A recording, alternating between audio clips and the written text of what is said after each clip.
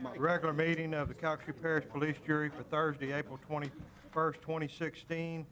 We're going to have the invocation and Pledge of Allegiance by Mr. Scott. Please stand. Heavenly Father, we thank you tonight for allowing us to gather here, and tonight we ask that we humble our hearts and that we're able to do your business, and we ask for a special healing for Miss Trimmy, Father, as she feels under the weather right now, but she has come to do her duty, Father, and right now we just ask that you would touch this parish, this state, and this nation. In Jesus' name, amen. Amen. Amen.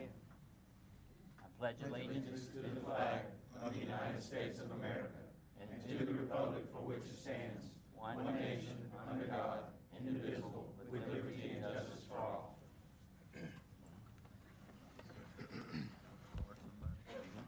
Roll call, Madam Secretary. Mr. Anderpont? Here. Mr. Barris? Here. Mr. Brain? Here. Mr. Collins? Here. Mr. Farner? Here. Mr. Guidry? Here. Mr. Guillory? Here. Mr. Hunter? Here. Mr. Latour? He's absent. Mrs. Mayo? Here. Vice President McMillan? Here. Mr. Scott? Here. Mrs. Trimmy? Here. Mr. White? Here. And President Landry. Here. You have a quorum. Thank you. Item 4, take appropriate action on applications for liquor and beer permits. Mr. Crane? Mr. President, we have 3 special event permits before you tonight. We recommend that they all be... So moved. Second. I have a motion by Mr. McMillan and a second by Mr. Scott. Any discussion? Any objections? Hearing none, motion carries. Item 5, consideration of approving payment on all current invoices. Have a motion by Mr. White, second by Mr. Collins. Any discussion? Hey, if McMillan said it was Collins, I'm sorry. Well, Any objections? Hearing none, motion carries. Item 6, consideration of approving the minutes of the regular meeting of the police jury dated March 24, 2016. Got a motion by Mr. Anderpont. Come on, McMillan. He can't do the motion and the second. And the second by... You on him now, Mr. Chris. Stay on him, Chris. I'm just reading the board, okay? Stay on him, Chris. he's McFillan tonight. I'm sorry. I gotta be nicer to him. Second by Mr. Barris. Any discussion, any objections? Hearing none, motion carries. Item 7, take appropriate action on a request by Robert Make a motion Trahan to discuss. to rezone from mixed residential to single-family residential to allow a single-family residential development, Copper Ridge subdivision in the 5200 block of Auger Road in Ward 3. The Planning and Zoning Board met on Tuesday, April 19, 2016, and voted unanimously to recommend that the request be granted. I have a motion by Mr. Brain to discuss and a second by Mr. Hunter. Mr. Brain. Thank you, Mr. President. Wes, if Yes, you sir. would, I've gotten a lot of calls from the residents and talked to them and discussed it, and everybody's in favor of the project. Right. One of the main things that I want you to just explain is the drainage impact and what the process is for the engineers to go through for the drainage, and just to kind of explain that for Yes, sir. them and just for the record. Well, basically what has happened thus far is that they've gotten preliminary subdivision approval, okay? And so what that means is that they still have other steps that they have to go through. The next step is the engineering plan approval phase. That's when the developer is going to have to present all of the construction plans and everything for this subdivision. That will include drainage and everything. And so it will be submitted to our department, then that is submitted to engineering department for them to review all the drainage. I know there's been a lot of concern about the drainage, and I can assure to them that it will be reviewed, off-site drainage, on-site drainage, and the impact that it may have. And they cannot impact those adjacent properties. There has to be zero impact. So that has to be submitted to them in engineering form, and that will be submitted and reviewed by Tim's group. So. Well, thank you for explaining that. That was a lot of the concerns of the residents north of there. Back in 08, 09, I can't remember what year, time flies, Alan helped me in going through Julia and the cemetery and putting a huge drainage project in there, and it helped. those people from flooding and, Yeah. and took care of a lot of issues, and we don't want anything to impact that. Yeah, that's all going to have to be looked at. Okay. That whole system through there, Perfect. as to where it goes and everything. And it may require that they amend the plat, in order to accommodate for something, for retention or anything like that. So, Perfect, that's what I wanted to hear. All right, thank you, Wes. With that, I'm gonna make a motion to uphold planning and zoning. Second. Okay, we got a motion on the floor by Mr. Brain to uphold planning and zoning, second by Mr. Hunter. We have a speaker on this item, Mr. Robert Whalen. Do you still want to speak, sir? Okay, if you would, come up to the podium, please.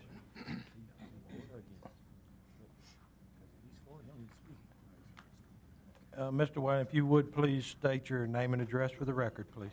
Okay. My name is Robert Whalen. I live on 3319 Julia Street. It's just adjacent next to this property, and it's downhill of it. But my main concern is that my home doesn't get flooded, because that's a life-altering experience I don't wish to experience.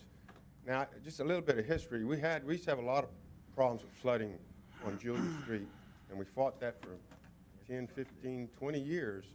And then Guy Brame came in, and he corrected me. I thought it was the city, but it was the Gravity Drainage Board and the police, Calcasieu Police Jury, that installed the 24-inch culvert that goes through the cemetery and relieves the strain and stress on our property, and it was wonderful. And I just want to thank you for doing that, but I also want you to understand that I built a house in 1981, and it was 24-inch, the slab was 24 inches above the surface level of Julia Street. And since then, they've blacktopped it and overlaid it, and that's 12 to 14 inches that it's added. So I'm still pretty high above it, but I want you to know that we've never flooded in my home. Some of the outlining land in my property gets a little bit of water, but it drains off really quick.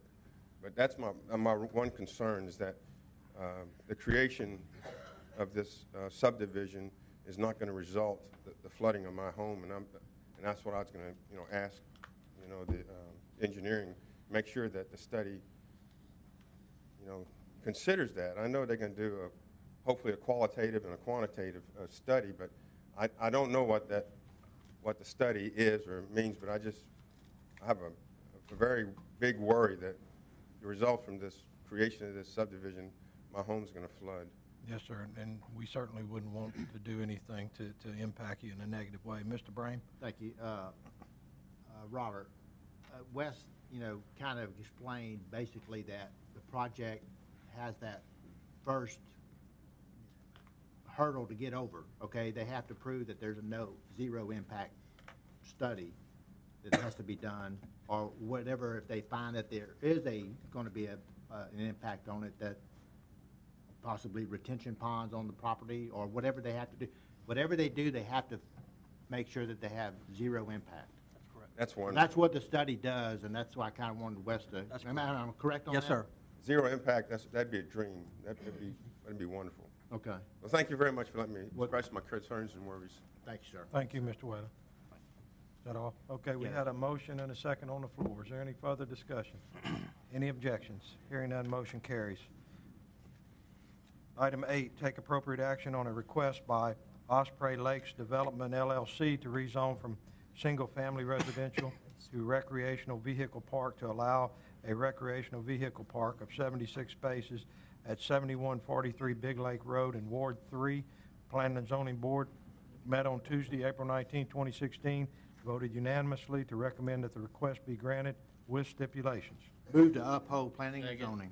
Got a motion by Mr. Brame to uphold planning and zoning with stipulations. Mr. Brame? No. Oh, yes. Yeah. With stipulation. And a second by Mr. Scott. Any discussion? Any objections? Hearing none, motion carries.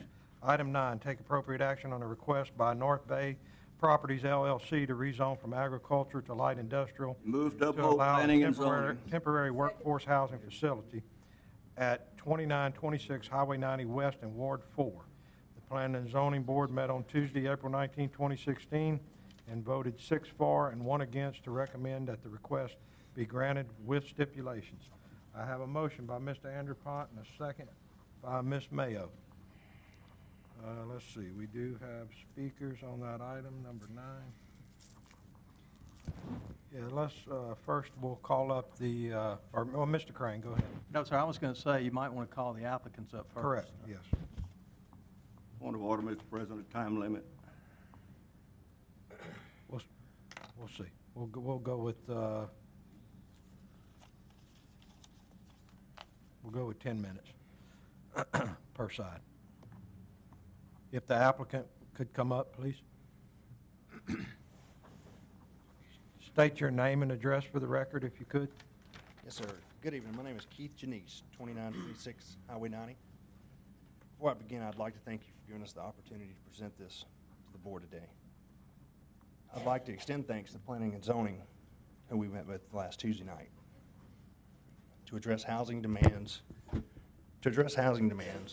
that will undoubtedly come with an influx of 29,000 workers in Southwest Louisiana.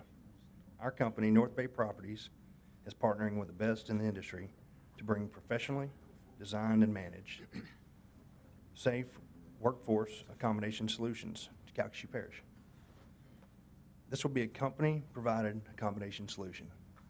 This will not be an open camp.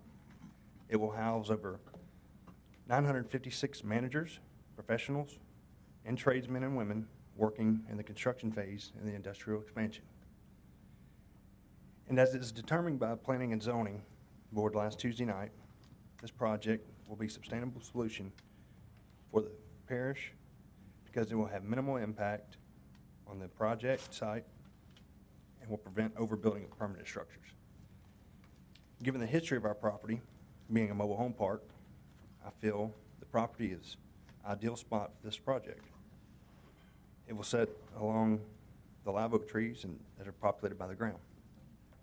This is a temporary, safe, professionally managed project, and is the right solution for Calcasieu Parish. With that, I'd like to bring up Troy Schrank with Target Logistics. Troy will walk you through the project and programming. Sir, if you could please also state your name and address for the record. Yes, sir. Troy Schrank, 2170 Buckthorn Place, The Woodlands, Texas, 77380. Thank you, Kevin. Mr. President, Mr. Vice President, members of the police jury, thank you. We're privileged for your time this evening. As Kevin indicated, the proposed project is partnered by North Bay ownership of North Bay Properties, Target Logistics Management, and Atco Structures as a leading supplier of modular manufacturing.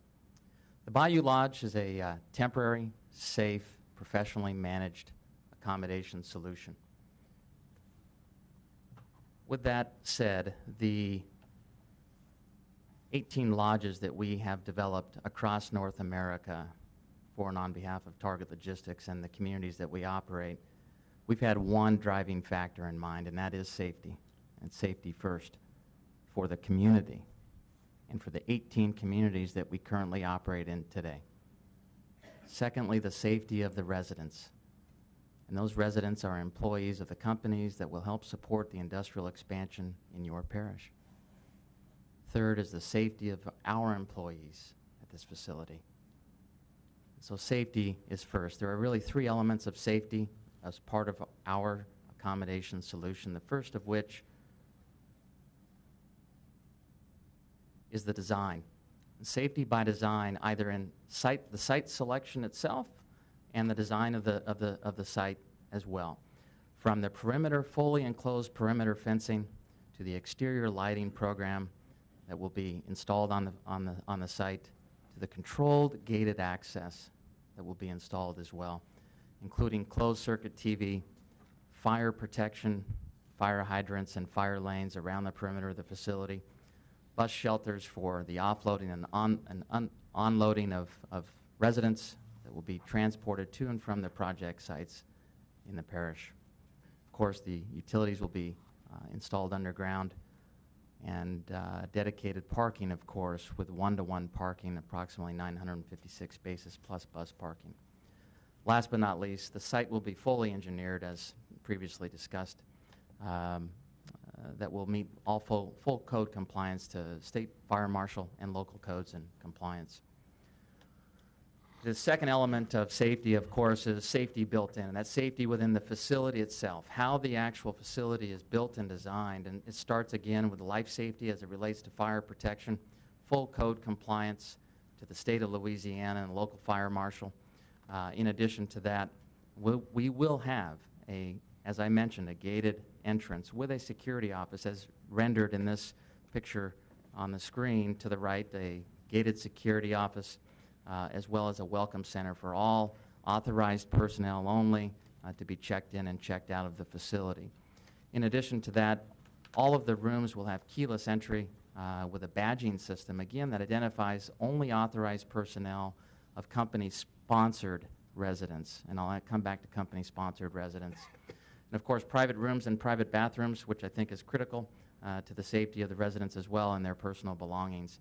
Last but not least, I want to emphasize that this is a proposed temporary facility, that as your industrial expansion goes and as it is completed, the facility can be relocated and will be relocated and repurposed to other areas in the United States where industrial expansion is occurring. This has been our model. It is our model today, including the 18 lodges that we've built and constructed and operated throughout North America. Last but not least, on the third element of safety, it's delivering the safety through what we call the programming. And this is where the rubber really meets the road. It comes down to professionally trained staff that are direct employees of Target Logistics that will deliver life support, hospitality, and care for residents that are sponsored by local companies that are building the capital projects in this area. Our trained professionals with those companies will enforce a very strict zero-tolerance code of conduct policy. It's no alcohol, no drugs, no firearms, and no cohabitation on the grounds at any time. You'll see the gentleman to your right. That is one of many staff, approximately 100 staff, that will be living on site as employees of Target Logistics, and that will enforce that code of conduct. He happens to be a security officer. We anticipate a peak of approximately 5 to 6 security officers once the facility reaches 950. I'll mention the staff ratios really quick. The staff ratios will be for every 10 residents, there will be 1 staff. That certainly helps enforce that code of conduct policy to ensure that the community is safe, the residents are safe, and our employees are safe. So does this work? It's a proven model. The numbers don't lie. Over 60,000 individuals in North Dakota alone since 2010, we've had 1 criminal incident. In Texas and Arizona, 0 criminal incidents. And in Canada as well, 0 criminal incidents because of this programming and the model. Our community stewardship, we're committed to the communities that we operate in currently today. I think this is evident in our involvement in the community philanthropically and also from a business perspective. The Sheriff's Department in Dunn County, North Dakota, we donated $18,000 to a canine unit to help support that. In fact, provided housing for those deputies as well. You'll see a couple of other interesting philanthropic contributions to the communities that we operate. Most recently, down in Dilley, Texas, where we donated a $100,000 fire ladder truck to support the first responders. On that note, any first responder in this parish is welcome at our facility at any time for a free meal to come by and tour the facility. And on that note, I would like to extend an invitation to each of you. Upon successful decision this evening, we will host an opening event, an open house. We certainly welcome each of you to attend and view the facility, meet our staff personally, and learn more about our programming. On that note, you're welcome to visit at any time any one of the 18 locations that we currently operate, and would be happy to provide any references to the cities that we operate in to date as well. And with that, again, I thank you for your time, Mr. President, Mr. Vice President. Thank you, sir. Hold on, I think we have some questions from the jurors. Mr. McGuire, where are we on time? 9 minutes. Okay, so we're good. Mr. Farnum. Oh, I'm sorry, Mr. Hunter. Thank you, Mr. President. Mr. Crane, I know Yes, we sir. have some language here that discusses it, but I want to hear from you. When this contract ends, what kind of guarantees do we have as a parish that this won't turn into some kind of long-term motel or hotel situation? It's a non-transferable, that we have a non-transferable condition in here that it cannot transfer to someone else. And so, and then it has to meet, it has to meet the site plan on file. So any changes to that will have to come back before the Planning and Zoning Board and to this jury. And then at any time during, if this is approved, at any time over the coming months or years, if they are not living up to certain stipulations, what action would we take as a Well, jury? we also have in the stipulations for this particular item is that, and one of the reasons why if they have to rezone the property and get it rezoned to I-1, it allows us to enter into a developer's agreement with the company.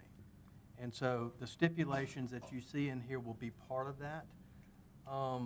They mention the code of conduct that they have. That may be something that you want to consider to include in the developer's agreement.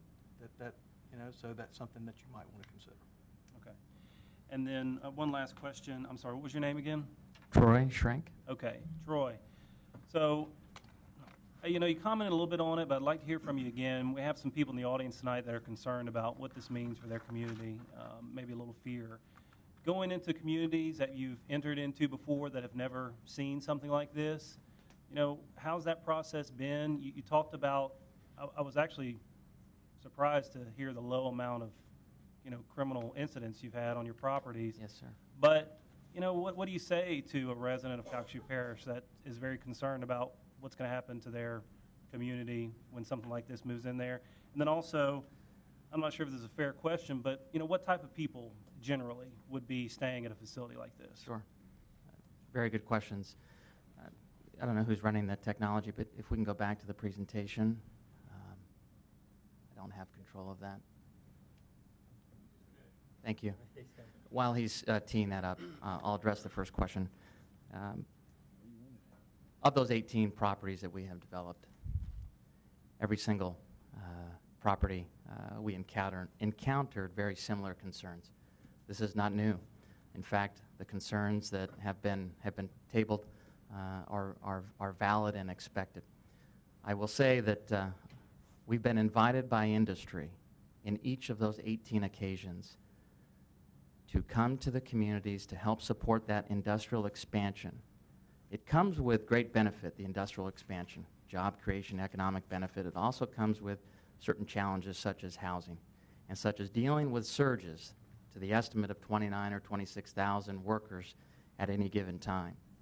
And so as it relates to public safety, as it relates to community safety, as we've led with this today, we've worked directly with, whether it's in North Dakota or Texas or Arizona or Canada, specifically with council members and constituents and citizens on the program. The invitation this evening is one of sincerity for you to tour any one of our facilities today and visit with the citizens of those communities to understand how well we've performed, particularly on social issues that may arise. So the invitation is not only by industry to help us solve this real challenge, not only of housing, but really people, and how do we deal with surges of manpower. So you asked the question, what kind of people? It's interesting, I wanted to congratulate the parish and the community because this is the epicenter of the largest industrial expansion in the United States. That's exciting. At the same time, it requires a significant amount of manpower, may not be able to be sourced locally. I think we can all agree on that. And so that there may be some regional crafts and tradesmen and professionals that come from out of the area. I'm not from here. I do know that this community has been a part of an industrial expansion for some time, for decades. And that some of these people came as temporary construction workers and have stayed and resided in this community as full-time operators. And they are the people that are in this room today and many that may be sitting on the member board this evening. And so the type of people, to answer your question, are the people that are in this room. They really are. And you can't characterize or stereotype a craft worker or a tradesman in oil and gas or mining, because they're people. They have families, they have children, and they're here to do a job. And it's our job, it is our job to make sure that they're fit for work every day, that they're the safest worker to and from work, and that they're the safest worker on location and when they're off location. And we work with communities on this. We work with our companies that we service across these 18 lodges on delivering on that promise. It's not easy. But to say that anything less of the people that are going to help build this industrial expansion in this area, to stereotype or generalize, I think would be an insult to your community, who's built this community from industry ground up with those same kind of people. Thank you. Thank you, Mr. President. Thank you, Mr. Hunter. Mr. Scott? Just to clarify a couple things, one-to-one parking means you're not having a big parking lot. You're going to be, that person will park at their spot, or you have them all. What do you mean by one-to-one? Mr. Scott, that's a one-to-one ratio based on the number of, based on the facility capacity. So we do have a dedicated parking area. Okay. It's a very good question. This would be the 19th lodge that we would participate in. What we have found over that time period is that if you have a dedicated parking area, rather than having parking at each individual lodge or accommodation unit, cuts down on any of the potential security or safety issues. I'll give you a practical example. With an illumination plan and lighting plan and a dedicated parking area, less likely that contraband, firearms, alcohol, and drugs are going to be brought directly into the unit. So if you have them in a dedicated area, it's a controlled area, and those folks are shuttled to their rooms with security and or our hospitality staff. All right. You mentioned repurposed. When this is done, you'll move these models elsewhere. Are you bringing models you've been using somewhere, or are these all brand new units you're bringing in? These will be newly manufactured All right. units. You mentioned zero tolerance. Yes, sir. That's zero tolerance on your facility. How do you deal with someone, they leave your facility, they drive up? Are you required to report someone that seems to be intoxicated, driving under their influence? Is that part of your process? That's, again, a very good question. So part of the effectiveness in the program and the policy of enforcing this code of conduct certainly extends beyond our gate, extends beyond our facility to the company. The key is working directly with the company, any one of the major contractors in this area, to adopt and enforce the HSE policy and the HR policies that they have put in place as part of their company, in addition to our code of conduct policy. So the answer to your question is yes. I have several examples where we have a 1,000-bed facility in North Dakota in support of a major gas plant. If an employee would come back to the facility, we have probable cause to think that they are inebriated or under the influence, they would be stopped at the gate. We would contact their superintendent or their foreman or their supervisor and provide notification. Okay? At that point, it's up to the employer to work with us, largely going to be the employer that's going to take the corrective action, whether that's termination, whether that's removal from the facility, but it's in absolute conjunction with the company. All right, and you've partially answered this question, and this is my final question. You talk about working with companies. Yes, sir. So you won't be dealing with individuals that want to stay there now or in 3 to 5 years when business starts to, right now you are going to deal specifically with companies, not individuals. This is company-sponsored housing and accommodation. That is correct. All right. Yes. Thanks. Thank you, Mr. President. Thank you, Mr. Scott. Mr. Barris? Thank you, Mr. President. You said you've been invited by industry. To what extent? Formally, through the tender process on several occasions in this area.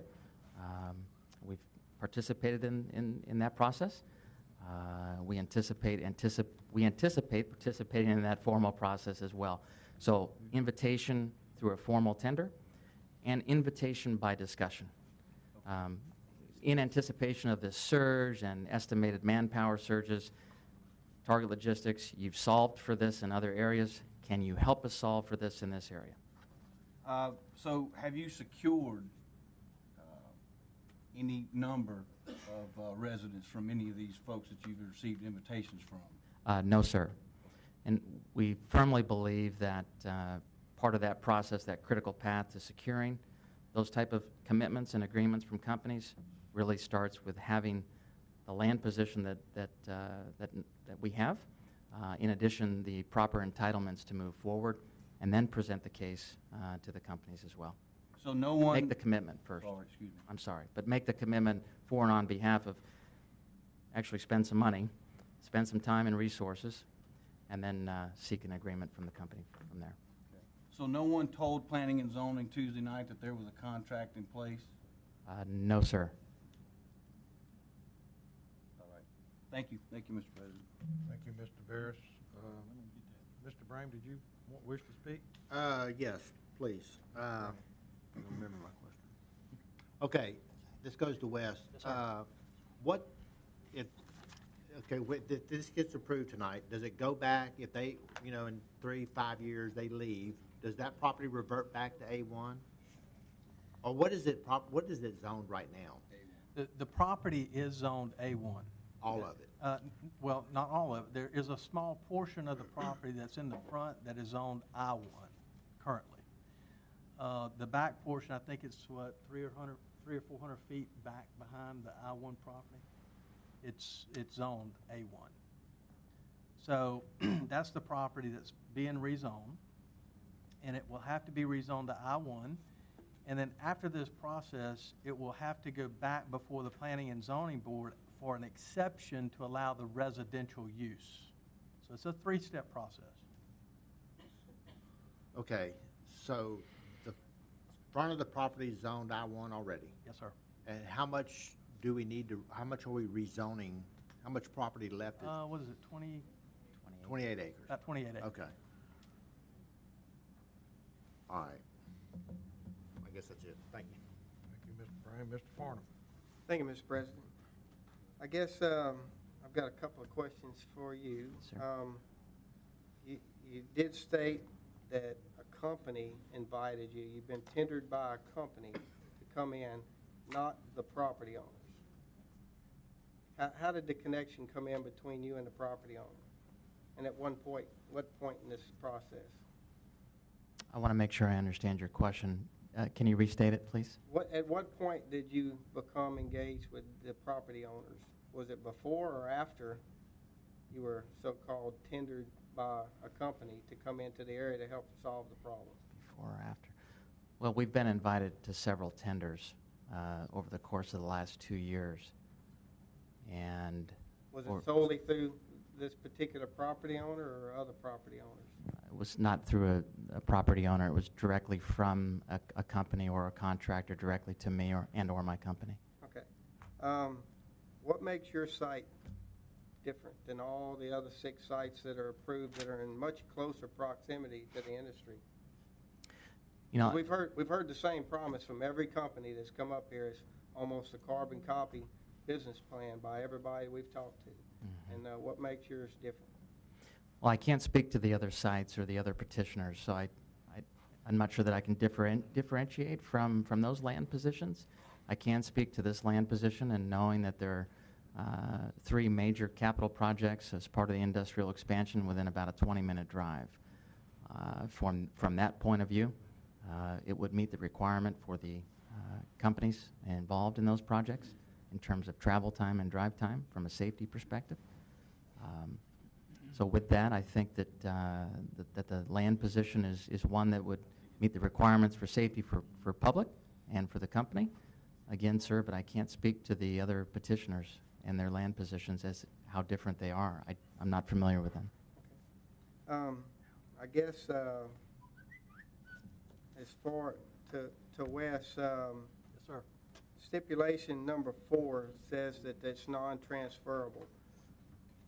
Does that mean the company in general, if North Bay Properties was to be sold in its entirety to another company, is it transferable in that way, or is it just if the property was sold by North Bay to another company, it's not transferable that way? That make any sense to you?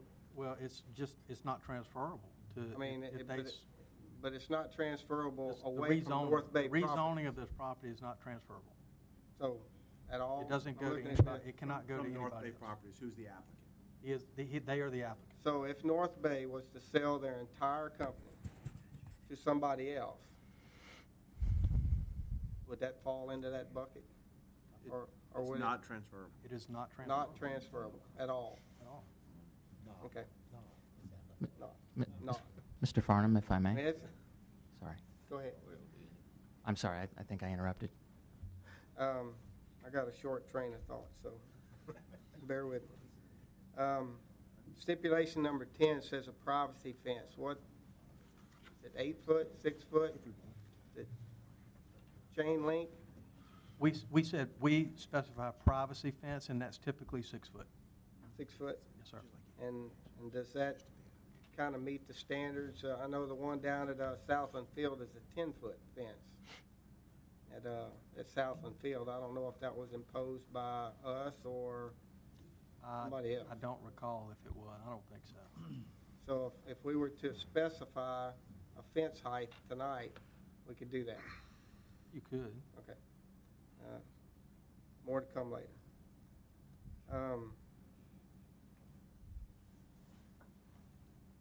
I guess I'm going to hold off until after I'd like to speak again, but I want to listen to the opponent's side. Mr. President, may I respond to the question around differentiation? Go ahead. Thank you. I can't speak to the land position as a differentiator. What I can speak to, and I don't know who the other petitioners are, but there's nobody in the United States that has deeper experience. The things that I talked about today may look good on a PowerPoint or on paper, but in reality, it's not a concept. It's a proven program that has yielded results for communities and for companies. And the difference, not knowing who the other petitioners are, is the depth of experience in actually delivering on what we said we're going to deliver on. That's the main difference. I guess what I'm getting at is that all the business plans look identical, and they're all proven, I don't know to what extent. They've all got experience in that business. Maybe not to the magnitude that you have, but the business plan is exactly the same with every one of them. The location is what differentiates these projects from one another. And the fact that this one is one of the most remote sites that we've seen so far, and in most cases, and this jury's turned down every single one of them that's been in a residential area that I've been witness to in the last several years. So I'm just wondering what makes you, I mean, none of the other ones have contracts with the industries, and what makes this one special? Mm-hmm. As far as location. As far as location, well, I think you actually touched on the level of remoteness as well, which I think could be seen as a real benefit to the community. So far, it's been a negative in every one of our cases. You know, stated by most of the members of this jury to be so. It's interesting. This whole concept of workforce accommodations was born out of the notion of remote accommodations. It was initially designed for remote areas where it lacked life support and the appropriate infrastructure to support capital projects. We think that being in a remote area actually lends well, both to our program and to the residents that will live in that facility. If you get them in areas where high population density, the propensity to do things that off the clock in the other 12 hours, where they're not productive and fit for work the next day, are highly more probable. If you can remove them away from population density and services and other activities, I think you got a benefit. Okay, I'm good for now. Okay, thank you, Mr. Farnham. Mr. Brame. Thank you, Mr. President. I knew I had a second part of my question. I couldn't come up with it. What's on the site now? Is there anything that's on the site now? There was a manufactured home park at one time. The company or the owners of the property purchased it. I think it's been a couple years ago. And it was an old manufactured home park. It had been there for many, many years prior to comprehensive zoning. That's why the property was zoned to A1. It was not zoned manufactured home park. So it's grandfathered in. And so a lot of dilapidated structures and things like that. And so the new owners have come in there and they've removed a lot of those. And so I'm not sure exactly how many units are left on there. Does anyone live there? Yeah, I have some people living there. Yeah. How many residents? I'm just curious. I'm gonna have to.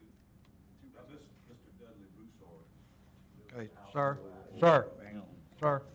you can't speak from the audience. If y'all can answer, Yeah. if we need to bring him up, we will, but if you can answer. No, the Keith Janice here. Dudley Broussard, the previous owner, still remains on the property. He lives in the far back house, the one that he originated in, and he's still with us and living there on the facility. Okay, so there's only him and And one other. One We other. have a kind of a watch guy, security guy that kind of watches over things don't get tore up, people don't vandalize anything because it's.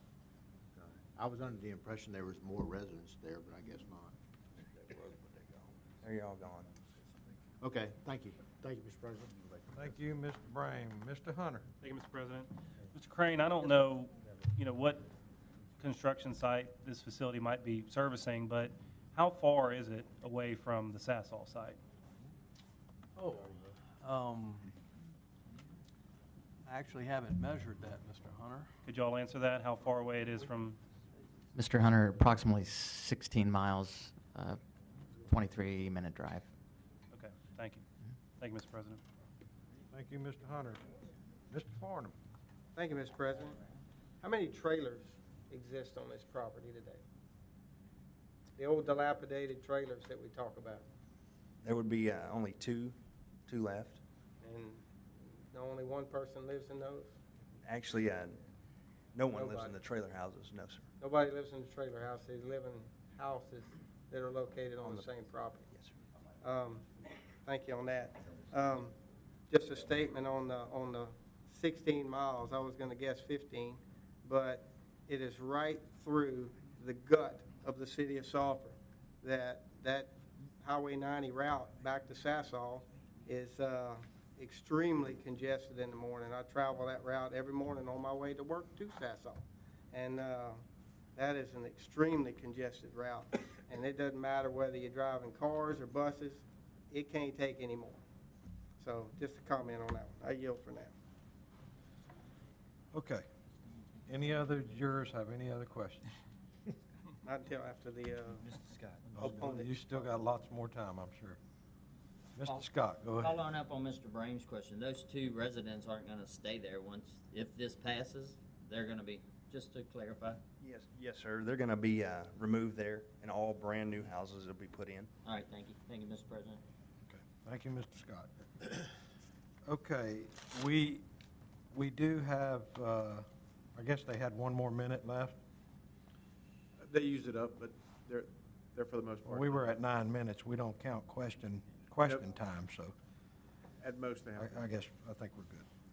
Okay, I'm not sure that I stated this at the beginning of the meeting, but I will state it now. If anyone wishes to speak on any item, including this one, you need to fill out one of these blue cards you'll find there at the front of the room and hand it to the young lady at the front desk here. I do have 3 speakers on this item at this time, so that would be 3 minutes and 20 seconds each. That work. Okay, you'll can do keep it. up with it. Thank you. You like that? I like that. Okay. Okay, first we have Lana Bertrand.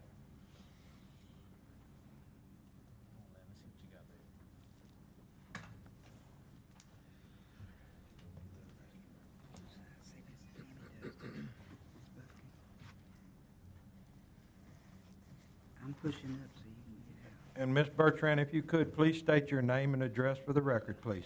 Yes, sir. My name is Lana Bertrand. I live at 2680 Highway 90 West in Sulphur. Thank you, ma'am. The reason I'm here today is we've been living at our property for approximately 26 years. And I'm 72 years old. My next move was probably be my most of plans, but there's a lot of young families out there, a lot of young families. I mean, and they have little children. Now, This is a densely populated area. It's not sparsely, it's not country, it's town and country. There are many, many, many families out here. Peace Road, Shoepick Road, Highway 90, new homes, beautiful homes. Most of these people are young families with little children. They ride the school bus. We're looking at 25 buses at least, maybe 30, 2 times a day, back and forth, back and forth. I'm worried about these little children, the traffic. The traffic now is horrible, really, really bad. And another concern I have is the people that are coming in. You know, the majority of these people that come into work, I'd like to know the nationality of the majority of people that they're going to be bringing in to work. That's very inappropriate. Yeah, ma'am, I don't believe we can ask a question like that. I'm sorry if I'm inappropriate. I've just heard of some really bad experiences, and I want to make sure that our community is safe. And that was my concerns with the traffic. And to explain that we're not rural. We're town and country. I mean, we're 3 minutes from Sulphur, and it's a densely populated area. And I appreciate your time.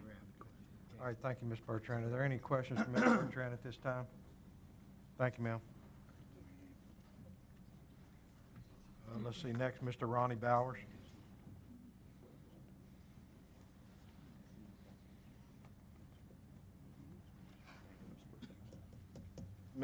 Mr. Bowers, as I know you well know, please state your name and address for the record, please.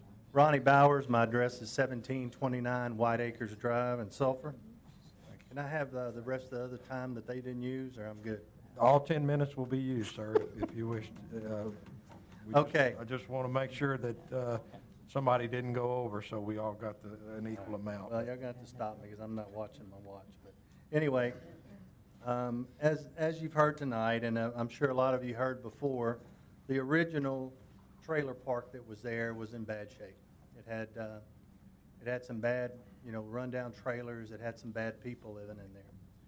But we were looking at 75 people whenever they were living there when the trailer park was fully staffed. Well, now we're going to rezone that 28-acre tract and move 1,000 people in there. So you're going to have almost as many people per acre as you had in the whole site before. Okay. Another issue that came up was the industrial zoning on the front of that property. What was an industrial zoned spot used to be a mechanic shop years ago, and it's been shut down for years.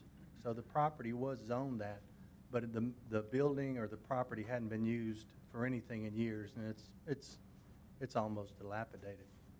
So, I don't want people to confuse the area as an industrial area. This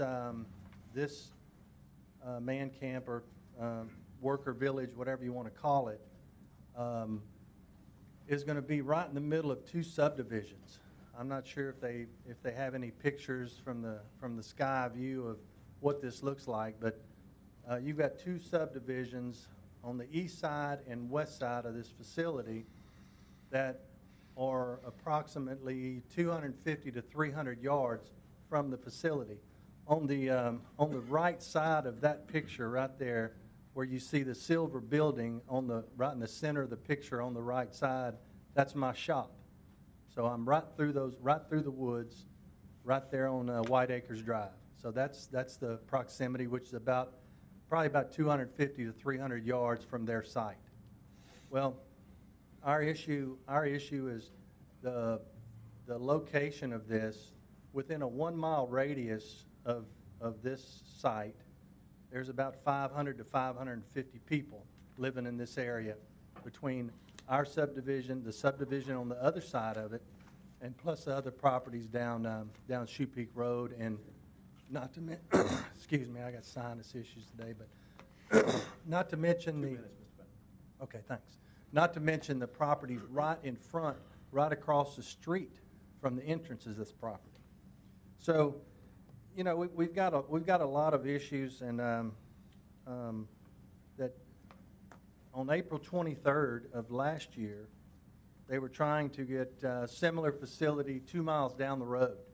Okay, this facility 2 miles down the road was voted down 12-2 by this police jury. The planning and zoning voted against it 5-3. So it was defeated, and it was actually a better location than this because there weren't hardly any homes down there, but we didn't want it out there, and it was voted down by this body. 1 minute? Okay. Well, I'm not going to get it all in, but anyway, that night on the 23rd, Mr. Anderpont said that when presented with a petition with over 540 signatures in opposition to the project, I was elected to represent the majority of the people. And that's what he said. That's in the minutes for that meeting. So he was not in favor of that. Neither were 11 others on this body. And this is in more, it's more in more housing around this area than there was the other. What I would like to do is I'd like to talk about additional stipulations. I know my time's about up. How much time I got left, or is it up? You got about 20 seconds. 20 seconds. Jim, you gonna talk, or can I have your time? I got Jim's time, so I got 3 more minutes, right? That's right. All right. Okay. All right. So on that, on the 23rd of last year, I just want to know what has changed between now and then. The infrastructure hadn't changed out there. The same people are opposed to it. You've got 550 people living there. Not one person is in favor of it. Okay, but now we've got people lobbying, trying to get this pushed through, and we don't understand why. I mean, nothing has changed out there. Nothing has changed. The same people live there. I've lived there for 23 years. We moved out there to get away from the rush, so we like it where we're at. The majority of the property in this community is zoned agricultural and single family. This company also owns 40 acres, North Bay owns 40 acres across the street from where this facility is. Our concern is, what are they going to do next? You know, what are they going to try to rezone that property? So there's a lot of issues that come up. At the current time, Calcasieu Parish has 15,000 beds available in the parish, with the other band camps that have been approved, and only 500 of those beds are being used. So the economic rush for the industry has kind of slowed down. The construction has backed off. Some of the projects have backed off. So I think we need to take the time, instead of rushing this through, take the time to look and see how much another worker village is actually needed. Like I said, we have 15,000 beds with 500 being used. The one out in Carlos has 1,000 beds available right now, which is the size of this facility. So I think we just need more time to look at this instead of rushing into it. I don't understand the rush to push this through tonight. If we could take the time to where we could meet with other agencies, meet with the GO group, and see exactly what the need is currently. And we know what the need was a year ago. It was 29,000 people. But anyway, I would like to see if we could get I would like to request a deferral, a 60-day deferral, to where we could meet with other agencies and see if there is a need. There may not even be a need for this. So I would like to add some stipulations in case this is passed tonight. I've talked to several of the people around there, and one of the stipulations Mr. Farnham already brought up. We would like to have a 10-foot privacy fence around the perimeter of the property. We'd also like an agreement to form a residential covenant committee to where the residents in the area. Mr. Bowers? Yes, sir. You are out of time, sir. How much longer would it take you just to wrap it up? Can About a you? minute. How about 30 seconds? 30 seconds. I'll give you 30 seconds. Thank you, sir. And honestly, Mr. Farnham has asked to have the floor, so he may, why don't, let's try this. We'll stop there. Mr. Farnham is going to ask you questions, and if you can get out what you wanted to say, will be good. Otherwise, I'll give you 30 seconds at the end. Thank you, Mr. Landry. You're done. No problem. Mr. Farnham. Thank you, Mr. President. What would it take to make you guys happy out there? What it would If take this does pass, what would it take? What would it take? It would take for this property, well, for this outfit to move to the industrial zone. This board, this body, this police jury has already said that they would like all of these worker villages to be in the industrial zone. The reason they're not being pushed to the industrial zone is because of the price of the property. The price of the property in the industrial zone is quite a bit more expensive than it is out in our neighborhoods. But that is what we would like. I mean, looking at his presentation, I think their company is great. You know, from everything that they've shown, I think it's great. I've looked up information for them up in North Dakota where they've operated, but it's not good for our area and our subdivisions. I don't know why the push for that. I do not understand it for the life of me when we have land available in the industrial zone, and we have there's another worker village coming up in front of this body that's going to be in the industrial zone, and you will not have one person in opposition to that, okay? You've got 500 people out there, and not one person is in favor of this. Now, Past that, say it does pass. Yeah. What stipulations would make this palatable? Well, we would like to form... Besides the 10-foot fence. 10-foot fence. We'd like to form a residential covenant committee that would work with planning and zoning to set up some of the restrictions for the park, if they don't already have them. They may already have the restrictions in place. Do background checks on every person coming through there to make sure they're reputable citizens. And another stipulation we'd like to see is the 40 acres that they do own across the road not be rezoned for North Bay to put another worker village there. So we don't have one right across the street from the other. Okay? That's one of the another stipulation.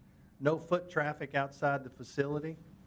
If they want to drive their vehicles, I don't think anybody would have issue with that, but we do have issue with strangers walking around our subdivisions when we have kids and grandkids out playing in the yard and such.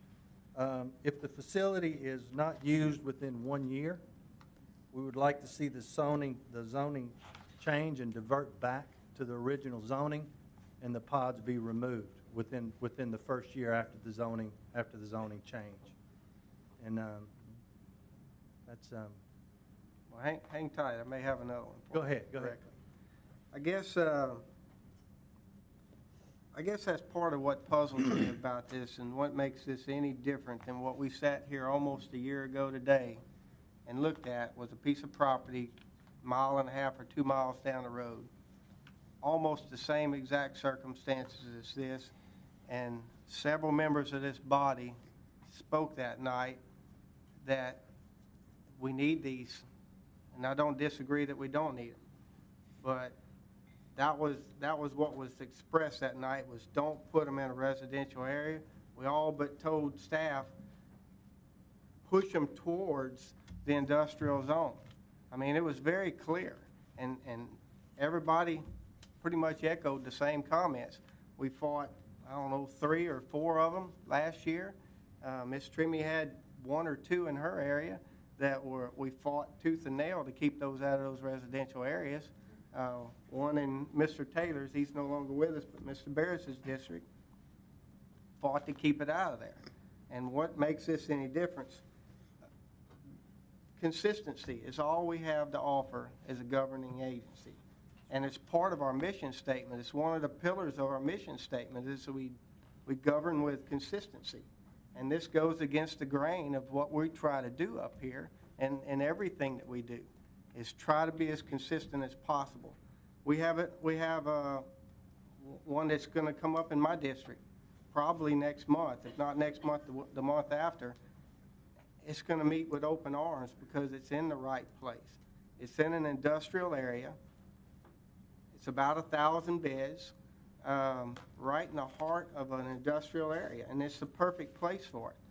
We have more of an unmet utilization of the sites that are approved than we have an unmet need for these sites.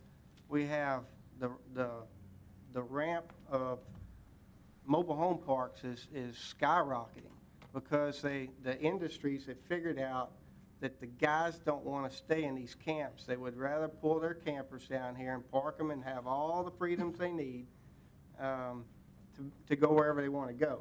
So I think doing this is the wrong thing. As a body, we've made that statement on several occasions that this is the wrong thing to do, is to put these sites in residential areas. The inconsistency is one of the main reasons the public doesn't trust government. And when we get to that point where we lose their faith that we're going to do the right thing for them, that's who we represent. We work for everybody out there in the audience. And it's just,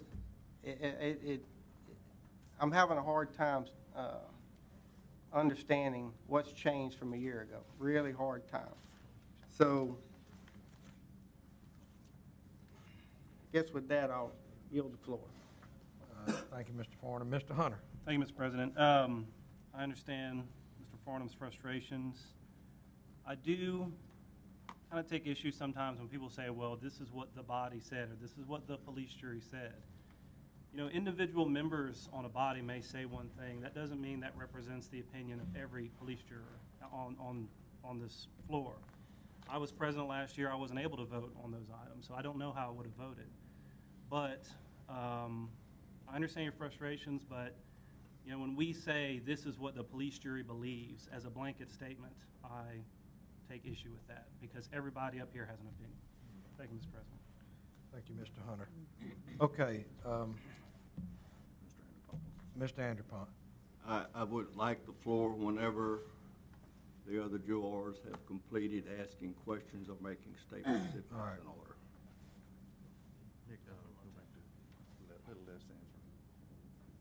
Mr. Farnham, go One ahead. short statement. We got I didn't mean to offend you No, you didn't. in any way. I made a statement that referred to statements that some people said, and later on, as the night wears on, some of those may be contradicted. And I just wanted to point that out. Okay,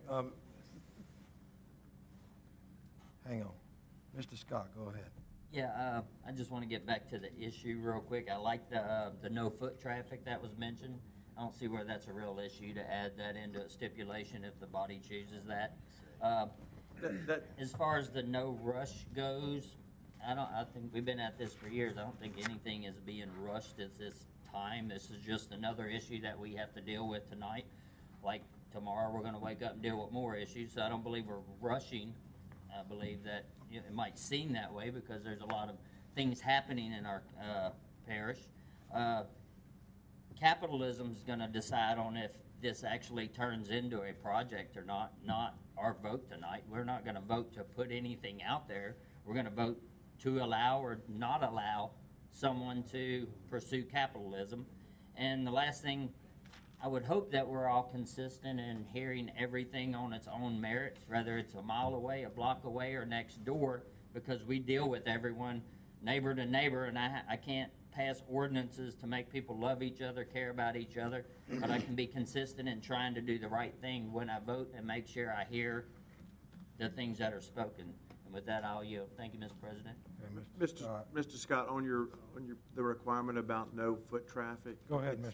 It's McGuire. I didn't make it a motion. You have the floor. It's not a prison. Yeah. I I mean, I don't know that we could enforce, I know we cannot enforce that. I mean, if somebody wants to leave the facility, I mean, they can leave the facility. They can control who enters their facility. But to place a stipulation that you can't leave it would be very difficult. I just said I liked it. I mean, it sounded good. Okay. Mr. Crane. Mr. President, I just, with all due respect to Mr. Farnham and to the police jury as a whole, I'm required by the zoning ordinance to take applications for zoning hearings. It says in there, I shall take those. And so we have tried to encourage developers to locate these facilities near the industrial facilities. And every person or every developer that comes in here, we mention the fact that, you know, go look at the videos of the cases that we've had in the past and learn from those. But as your director, I have to take those applications and I have to review those.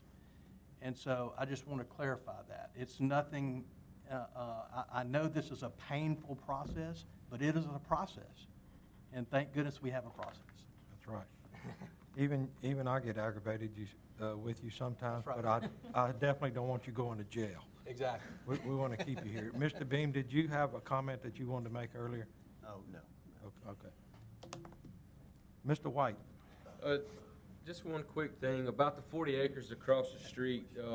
It's a good point about a man camp on either side of the street. Is there any thing going on that 40 acres that we know of today, zoned for, Mr. Crane? I have not received any applications for that particular property there. Is that something that the property owner can elaborate on to help with some of the public? Can we ask? Mr. Bowers, you can be seated, sir. Thank you, sir. As we can tell, it's a Let big me issue. clarify. Jennifer just indicated that there has been a borrow pit approved for that particular site. Mr. Hankin, previously had a borrow pit approved for that site. So a bar pit is going on the 40 acres It across? was approved, yes, sir. Okay. That's Done, it. Mr. White? Thank you, sir. Mr. Farnham. One quick question. What do they call that? Resident covenant agreement that was placed on Southland Field, was that something that the board entered into with those folks, or is it something that the police jury put in place? The First Flight folks, I think they did submit their code of conduct to us, and I think we adopted that as part of the stipulation, as part of the development agreement, that they would have to abide by that. That's why I mentioned early on that may be something you want to consider. So this residential covenant agreement is something that's formulated by I'm not us, familiar or- with a residential covenant agreement, that we would meet with them, I that don't even know what group that or means. anything. I'm sorry? I don't even know what that means. So I was just wondering if it was something we had a formula for, or was it something that they come up with in order to get together with the residents out there? Jennifer just handed me this, and I presume it's from the Target Logistics, but this is their guest code of conduct, and it lists various things that the residents there will have to abide by. Visitors are prohibited unless authorized by lodge management. Smoking is prohibited except in designated areas. It goes through a litany of things here. Let me call Ronnie Bowers back up here. Mr. Bowers, please come up. Yes. Yes, sir. Is that what you were talking about, or is it more something that comes between the residents of the area and the company? It would be more with the residents of the area to form a group with the company, with their supervision, and also with planning and zoning to come up with rules and to help them come up with rules and regulations to where everybody will feel comfortable. Everybody would be comfortable with that. That's the same thing that Carlos has in effect out at the airport. Do y'all know what he's talking about with that? Well, the only difference is that the company submitted their code of conduct, and it listed various things in there. It was not, and I think the residents out there agreed with that, but we did not form a coalition, but the residents and them and the planning department to come up with those. They already had those things in place, or what they were going to actually require on their property. Okay. Since this is coming into our neighborhoods, we would like to be involved with the makeup of the regulations for the facility. Okay, let me ask the folks with the company. I know it's probably not something we can stipulate on them, but would you guys entertain some kind of a coalition with the residents out there to be able to vet their concerns? Something comes up in the middle of the deal, and they got a problem. Who do they go see? They can't. I mean, there's nobody to go see besides the sheriff's office. Certainly. And they come straight to you. Yeah.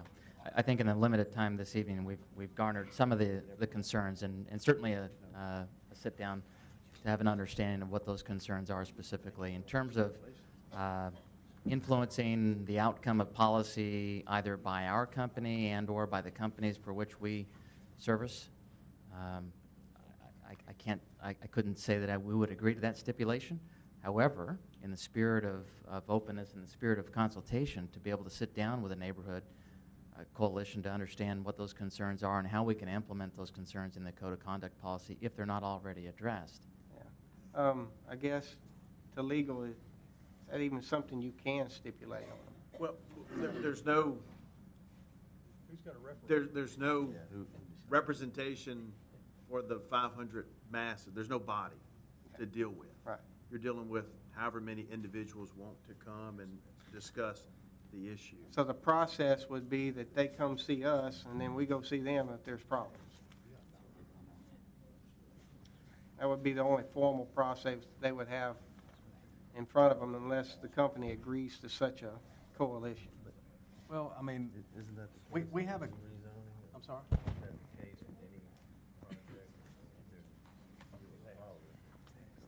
Right.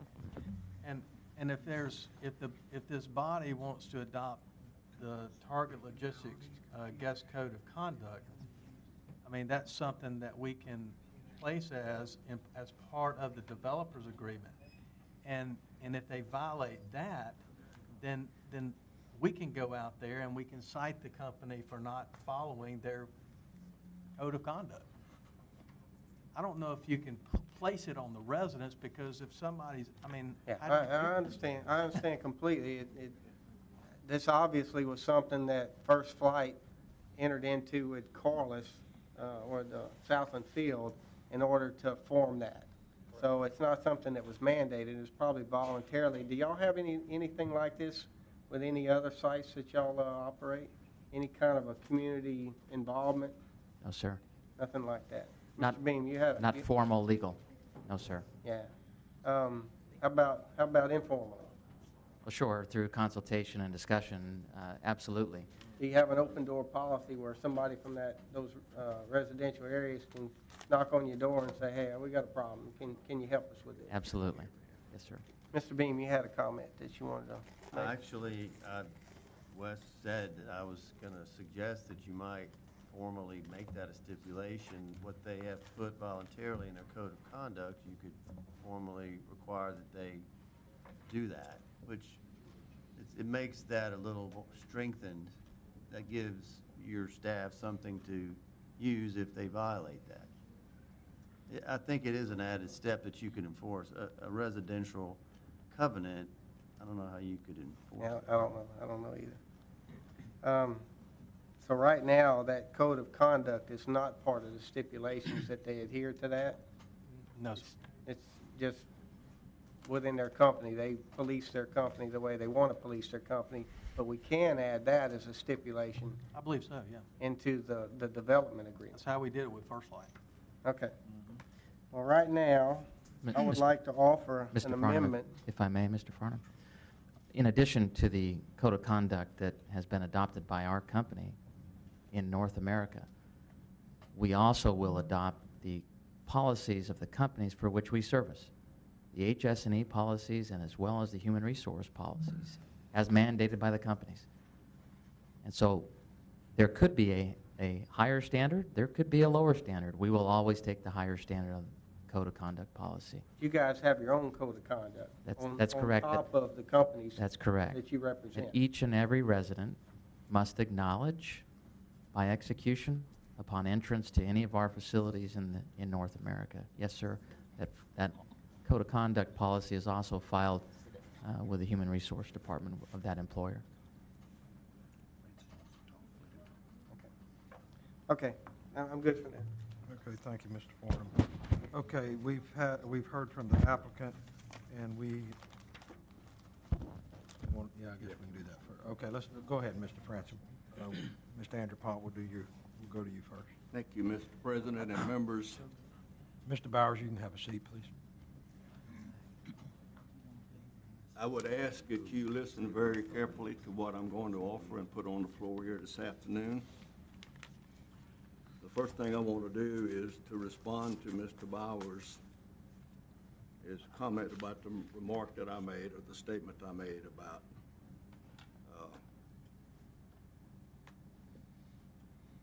the businesses that are going in there. First of all, I cannot reveal all of the information that I'm privy to from the inside. Yes, there were 500 signatures. It was presented to us a little over 6, 8 months ago, whatever it was, for the facility just west of where this one is being considered. You have to understand that we're talking about two different providers here. The first provider did not meet, in my opinion, the standards that needed to be met. My job as a police JOR is to research and get all the information that I can possibly get before I support any recommendation. Now, that being said, I know I said that, probably wasn't clear, but I want to make the record straight that I'm basing my decision tonight based on the information that I have on this company. Now, that being said, bear with me, Mr. President. You have the floor, sir. April the 6th, American Press, and I think Mr. George Swift is the one who made this statement. Nearly $100 billion in projects have been announced for the region, with $43 billion in projects now underway. This work will create at least 25,000 construction jobs. Ms. Clapp, am I correct?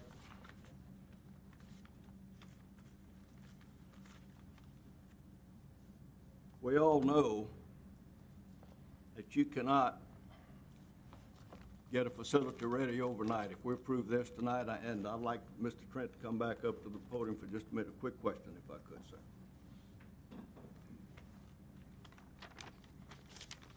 In your opinion, if we approve this site tonight, what kind of time frame are we looking at before you can get off the ground?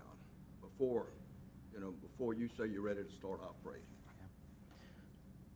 First, it doesn't have to be exact. I just need to know the process. Approximately 180 days would be probably the swiftest, sir. That would be as quick as you could do it? That would be the swiftest, yes, sir. Minimum? Yes, sir. Okay, thank you. I want to give you some facts, not hypotheticals. We all know that the location is located on Highway 90. It's already been established that the front part of the property is zoned light industrial. What hasn't been said here tonight, that the entrance to the workforce village will be 500 feet inside the property. It's not going to be next to Highway 90 as some people assume. These people have already installed a sewer plant on the property. They intend to eliminate the oxidation ponds. They intend to tie into the Houston River Water District water. improvements from what it has been and since purchased by North Bay Properties can't even compare. I'm gonna give you an example. When North Bay Properties bought the land, it was a drug haven on that property. 22 pit bulls had to be removed. There's been some concern about safety and that sort of thing. I did the research on Mr. Trent's company, and I can tell you they're probably premier in the United States of America.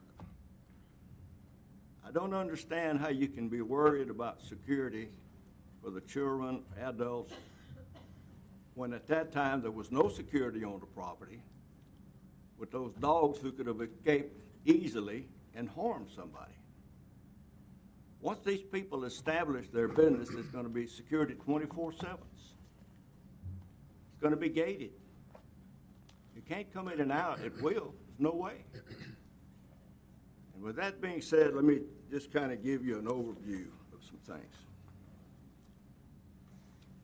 Will Rogers once said that if you find yourself in a hole, you have to stop digging. I just read to you this excerpt from the American Press. Now, we're not in a hole yet, but if we don't start approving these sites, we're going to be. None of us here tonight created the workforce, the economic development that's coming into Calcasieu Parish. But I think we are charged in providing temporary housing. That's a fact. You can't argue that point. It is not our responsibility whether or not they house these. They have to provide the beds, but we can't guarantee them, nor can they guarantee us that if not the first person is going to move in there. That's not our responsibility. Our responsibility is to be forward and to do what's right for Calcasieu Parish. Now, all of us here represent about 13,000 plus people. All of us. We don't represent the same group at one time, but we do represent 13,000 people, but we are charged, and we took an oath to represent Calcasieu Parish. My oath didn't say 13, and so didn't say 1, and that sort of thing. So we have to be consistent, and I agree with you. We have to be consistent in everything we do.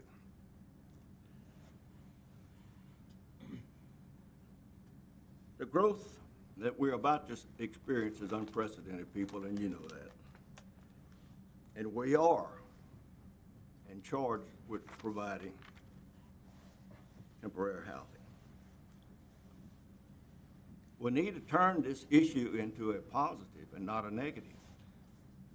And I want to tell you what, I've been here a long time, I've never misled anybody, and everybody knows where I stand on all the issues. Now, let me tell you an inside story that you're not aware of. When I was first approached by the people who bought the property on Highway 90, they consulted me because I am the juror that represents District 13. And Mr. Crane is sitting over here, and he can tell you, and he probably can't tell you because I don't know how many times that we met with these people in his office to make sure that all the T's were crossed and all the I's were dotted. And they complied with that. And I made sure. I was the watchdog. I don't like to use that terminology, but that's what it turned out to be. There were bumps in the roads, but I told them, if you want my help, you're going to do what planning and zoning says, and they did. I trust them, and I can tell you that if I'm wrong, I will be the first to admit to you that I made a mistake. But I've been working on this thing for 2 years. It's not a rush, for God's sake. 2 years, and we have just got to the point of asking for a rezoning. You do the math. I know it's not a popular thing. It's not popular there. It's not going to be popular on this side of town, to the other side of town. It's not going to be popular anywhere. I'm going to leave you with one thought. Not everything that is popular is right, and not everything that is right is popular. And we are charged to making the decision what is in the best interest of Calcasieu Parish. With that, Mr. President, I yield back. Thank you, Mr. Ednerpott. Madam Secretary, I guess let the record reflect that Mr. Jim Walsh, 1706 White Acres Drive, had filled out a blue slip, and he gave his time to Mr. Bowers. Lastly, we have, please hold, please hold it, Mr. Forney. Yeah, go there. We'll ask Ms. Karen Clapp to come out. She filled out a card just for some general comments. Ms. Clapp, please state your name and address for the record, please, ma'am. My name is Karen Clapp with the Go Group. Address is 1011 Lakeshore Drive, Lake Charles, Louisiana. Just to begin, I didn't know anything about this worker village at all before today. So I'm not here to talk about what we can do for a worker village or this particular worker village or what needs to be done against it. I'm here to provide you with updated information on things you need to know so that you can make informed decisions, because a lot has changed in a year, a significant amount, and I'll actually go back to 2014. In 2014, the regional impact study was done. I know you guys are all familiar with that. And at that point, whenever that was done, approximately $65 billion had been announced in capital investments or expansions in this area. Whenever I came on board last year, that number was $83 billion, and today it sits at $97 billion, but some would argue that it's actually over $100 billion. So things are moving at a fast pace. There's no signs of them slowing. We did hear of Sasol say that they were going to delay one of their phases, but their project is still going according to plan. So in terms of temporary housing, which is why we're here tonight, at the April public Go Group meeting, as Mr. Andrew Pont had stated, the Southwest Louisiana Economic Development Alliance had provided us with updated temporary housing numbers. And they had talked about the need for temporary housing units. And as it stands today, there are 17,845 temporary housing units that are needed. That means we have a deficit. We need temporary housing units to the tune of 17,845. How do you come up with that number? Those numbers come directly from the companies themselves. We have something we call, what we call a demand model. It is extremely reliable. It's something that the Southwest Louisiana Economic Development Alliance and David Connor, as many of you know, had put together. It's something that we've been able to rely on. And as of today, there's only about 450 beds that are being used as a worker village. You guys have approved 9,000, but only 450 people are living at the First Flight Holdings property in Moss Lake. There are not 10,000, there are not 15,000, there are about 450. They have capacity for 2,500, but from what I understand, they're looking to ramp up so that they could reach capacity. That's those are bleak numbers. And and I come up here tonight just to let you know that residents in this area are being impacted not by their own fault. A lot of people are becoming displaced because it's the basic rule of supply and demand. You got temporary workers who are coming here and they're going to find a place to live. So what does that mean? That means that these apartments that local residents have lived in for many, many years, they're becoming displaced because they suddenly can't afford their rents. And you have a lot of people who can't afford $1,200 a month. And so we're having to work behind the scenes to try and create a stock of affordable housing in our community. Why is that something that we need to be doing whenever we could potentially easily aid or fix that problem through the passage of some of these temporary worker villages? Once again, I'm not saying that this is the right one, but I'm just trying to help you understand what the needs are in our community and to give you factual information. A lot of people are becoming displaced. I've talked to Tarek Polite in our housing agency, and we've talked about the displacement rates and the types of people that he's helping. They have higher incomes than ever before, but now they're seeking assistance. Homelessness doesn't look like people standing on the side of the road or sleeping along Shell Beach Drive. Homelessness is happening in this community. It looks different here because we take care of our own. We take people in, people are staying with families, they're staying with relatives, and I'm sorry, I'm really not nervous, I just can't breathe. I have baby on the way, so, and that's not typically an announcement I would make in front of this whole room, but I'm really not nervous. I know all of you. But like I said, residents are being impacted at no fault of their own. So please keep that in mind. We don't always have a choice as to what we can do or who will be impacted. People are going to be impacted. People are coming here. We can't change that. So, I mean, you guys have been elected to look out for, as Mr. Andrew Pont said, and as you all know, the entire resident population of Southwest Louisiana, all of us. A lot of people are hurting right now. A lot of people are suffering. So just ask you to please keep that in mind. And if you have any questions, I'll be more than happy to answer that. Just let me get my breath. Thank you, Ms. Clapp. Mr. Beam, go Mr. ahead. President, I want to ask Karen just to clarify, because it's really the key thing. Correct me if I'm wrong, the 17,000 is the most recent projection, and it includes, and it accounts for all of the permitted worker villages at capacity. If I'm wrong, please say it. Meaning that even if all of those that are currently permitted were full today, Yes, we you're still have a absolutely correct. deficit of 17,000. Correct.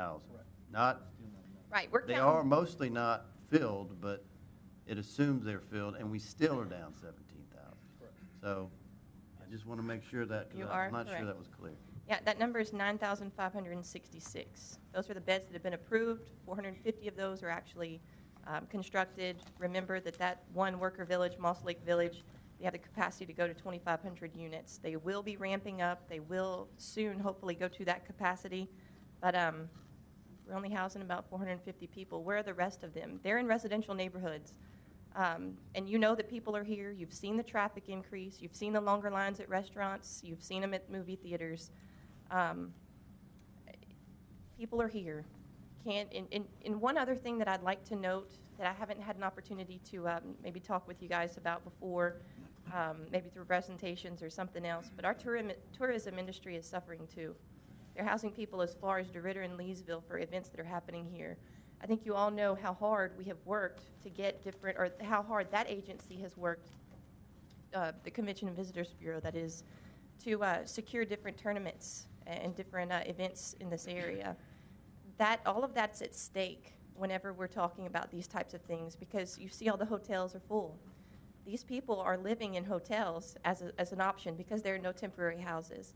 So please keep that in mind as you make your decisions. I know that this is not the first worker village that you'll vote on. It's certainly not the last. But please keep that in mind. And if you have any questions, you know that I'm available to you at all times. And the rest, I mean, the same goes for any residents that may have any questions as well. I'll be more than happy to meet with you. Okay. Thank you, Ms. Clapp. Thank you. Would it help if you sat down? Yes, it would. It actually really would. Have a seat next to Mr. Crane, please, because I think there's some questions for you. And I don't God want- bless you, Mr. Landry. Yeah, I don't want you passing out on us up there. I promise. I've been sick too, so. Oh, wow. Mr. Andrew Pond, is your question for Ms. Clapp? Well, there's a statement to make. Okay, hold it. Does anyone have a question for Ms. Clapp? Right now? Okay. All right, we'll come back to you. Mr. Farnham. Thank you, Mr. President. The numbers that we speak of, the 17,000 deficit, are 2017 numbers. The deficit today, according to the formula that was used, that it says 11,000. So the 17 is a 2017 number, probably late 17. I'm very privy to a lot of information inside the industry that we work in. I've worked in the industry for nearly 40 years, and I know a lot of stuff that's going on in there, the rate at which these projects are progressing. Most every one of them much, much slower than what these numbers probably were intended to reflect. These type of facilities, this particular type of facility, doesn't help the displaced homeowner. The displaced homeowner is because of greedy tenant property owners that want to maximize on the people that don't want to live in these worker villages. These worker villages were probably a better fit for remote, very remote locations where there were no places to live at all. There's nothing there. Desolate communities that might have had 500 or 600 people that live there at all. So that was the only option. And it works best for those type of situations. I guess I have another question for the gentleman over here. how long, if you wouldn't mind coming up here, if that's all right? Go ahead, you got the floor. No one's called for question yet, so. How long what do you anticipate till you get a contract? If it were to happen, a year, 2 years, or what do you think? I mean, what is your hope? I get that question very often by my board of directors, so, no, but in all seriousness, I appreciate Mrs. Clapp's comments regarding the demand model. We too have had a similar demand model established as well. So, Mr. Farnham, we could be 30 days, we could be 1 year. We've been at it for several years as well. You've indicated your experience of 40 years in the industry and that projects have slid to the right. We acknowledge some of that as well. We're very close to the action in terms of the EPC contractor space and understanding what that demand looks like from their view, as well as the owners of the plants that are proposed in the industrial expansion. So to speculate, I'll probably be wrong. But it could be as early as 30 days, but it could be as long as a year. Again, subject to final investment decision on some of these projects, subject to any of the regulatory approvals for some of these projects as well. Okay, thank you. I guess I do have, you can stay right there if you wouldn't mind. The 9,500 that you speak about approved, those are just parish-approved sites, right? Yes, sir, in Calcasieu? That does not include the city of Sulphur that has 4,000 approved beds. And does it include the Chenault site? No, sir, because those haven't been approved through you guys just yet. Those are proposed. Now, the one in Sulphur has been approved. Now, they don't have a contract, but it's been approved. Is that through the Prater city of Road? Sulphur. It's inside the city of Sulphur, Is that Prater Road? yes. So these numbers don't reflect the big picture. So there's other sites. These are parish sites that we're talking about, the 9,500. Is that correct or incorrect? Those are the 4 sites: Moss Lake Village, Mossville Lodge, Deerfield Lodge, and Vinton Lodge. Those are the only 4 that make up that 9,500. Which one's on Prater? I don't have a name on my paperwork. Jennifer just mentioned that Morgan Turpin with the Alliance mentioned that the plan for Prater Road, that site plan has not been submitted to Sulphur for approval yet. They've given them the proper zoning and permissions to do that. So it's a hurdle that has to be crossed. I presume, but Okay. Morgan had indicated that they have not given them Okay. a site plan. Okay, I guess this is just a general statement. At the end of the day, if there is truly an unmet need and a need for these camps, why aren't they being used? I mean, anybody can take it. It may have to deal with operations. There's 9,000 beds that aren't being used, and we got 11,000 deficit. Why aren't they being used? It's the question that has to be asked. If I may, sir? Sure. I'd like somebody to answer. Sure. I'm not going to pretend to know the exact answer, but we've studied this time and time again in these communities. Your comment earlier about that this solution only works in remote areas. Initially, it was adopted as a remote accommodation. This is not the first community to go through an industrial expansion. There are several across North America that are excellent case studies, including Fort McMurray in northern Alberta, including southeast Texas and Freeport, Texas, where they are also experiencing an excessive surge of workers as a result of industrial expansion, whereby given the close proximity to population centers, that the workforce has been a commuter workforce.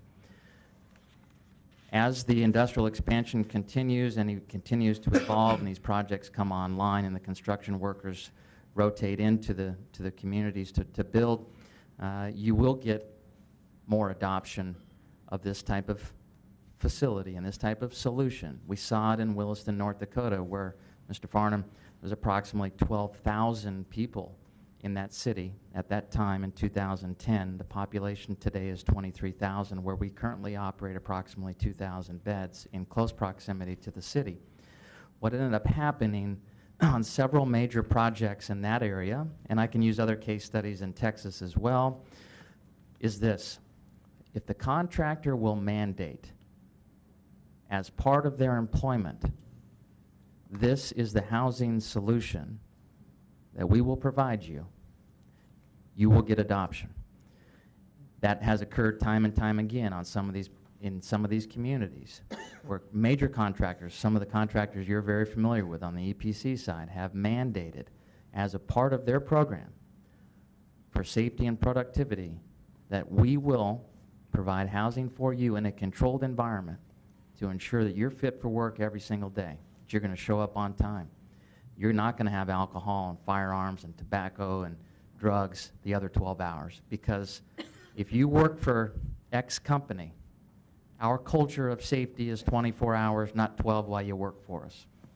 And it's the mandate coming from the contractors, along with the owners of the plants, to say this is the facility in a controlled and managed environment that will be our solution. And I can use another case study in West Texas and Mentone, where a customer is building major infrastructure, where they mandated to the subcontractors, major contractors, some of the same contractors working in this area, that said, we have to get you off of the roads. We have to make sure we manage fatigue. We cannot have safety incidents in the community. We can't have safety incidents on our staff. And they mandated it, and it's working. It's proving to be effective. It's lowered their LTRs, the recordable incidents. They're seeing greater productivity and a safer workforce. Once they mandate it, you're going to see the adoption. Ms. Clapp, is that correct?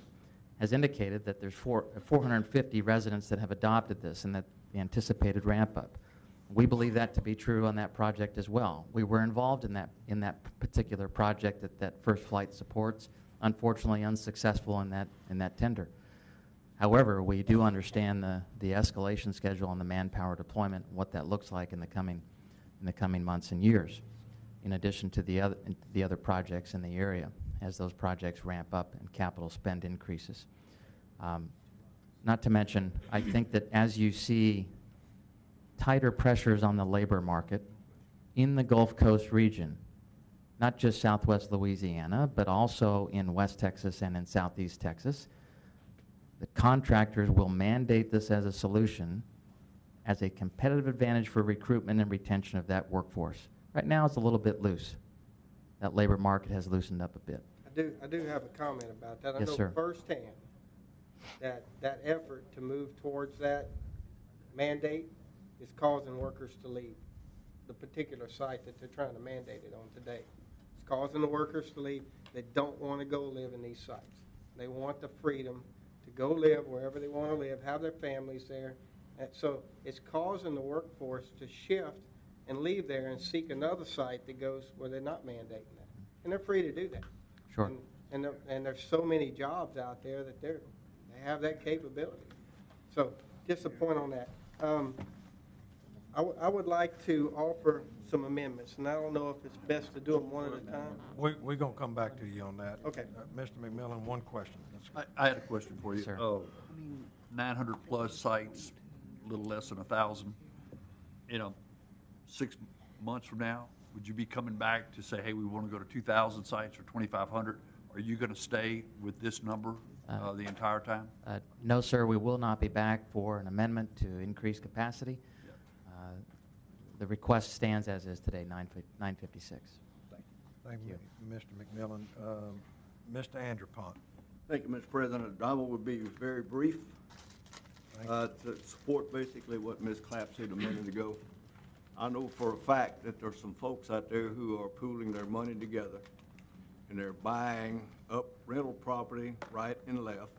They're refurbishing the property, and they're sitting on it until such time that the people start to really come in here. And then what she just said a while ago, already the rent is going up. So I don't know where that's going to be in another 6 months. But in closing, let me just say this. Would you rather have them next to you? Do you want them to have them isolated? And with that, Mr. President, I call for the question. All right, the question's been called. I will allow, we already had one other juror that had asked to speak. Mr. Scott, please make it short. I'll make it quick.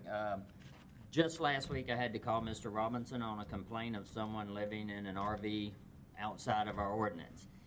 He went out there and had that checked, and they found 4 different sites within less than a quarter mile of each other where people were living illegally in these RVs. A couple years ago, we never talked about RVs, parks, and when we did talk about them, everybody hated them. Well, now we're passing them left and right like they're candy to a kid. What has changed? The environment. The environment has changed to where we have to do things different than we've done before, and we might not like what we're doing, but I believe it'll work itself out if we keep working it. So thank you, Mr. President. All right, thank you, Mr. Scott. Point of, Coming back to you. yeah. Hang on. All right. We all know you have stipulations that you want. Somebody call for questions. Well, he has, and we're going to get to it, but go ahead and make your motion for your stipulations, which I'm assuming we will take one at a time, would probably be the best thing to do. Probably be the best. Go ahead. I'd like to offer a motion to amend stipulation number 10, that the privacy fence be mandated to be a 10-foot wooden privacy fence. Okay, we got a motion on stipulation number 10 to be amended to be a 10-foot fence. Do I have a second? Second. Okay, we have a second by Mr. White. Is there any discussion? Any objections I think we need to hear from people. from the applicant? Yes. I mean, we gotta know if they're for it or against it. The 10-foot fence I'm talking about, I don't think we can just arbitrarily. I thought he gave the indication that he didn't have a problem with it. Come on back up, sir. And if he doesn't, that's fine. Ready to vote. Wooden privacy fence. You know. The question is would you agree to a 10-foot privacy fence? Privacy fence Versus is fully screened versus a chain link fence? So what's the material composition of the fence? Wood. Specification. Wood, just something you can't see through. Around the entire perimeter. Wooden fence, don't really care what it's made of as long as it's wood. If you want wood, it would be made out of wood, Mr. Farnum. Be careful what you wish for. Okay, a conventional privacy fence made out of wood. I don't know how clear, does it need to be cedar or pine? A conventional dog-eared privacy fence. That good? Yes, sir. Okay. If I may, Go ahead. what is the intent with a full screen privacy fence versus a chain I link mean, it fence? says in the thing right here, privacy fence be placed around the perimeter of the property. I just want to specify that it's not sheet metal, or something like that. Understand. Okay. Just one moment. The typical application is either a 6, 8, or 10-foot chain link fence, right, around the entire perimeter. That's not a privacy fence. We can certainly entertain a full privacy fence on this property. Is 10 foot acceptable?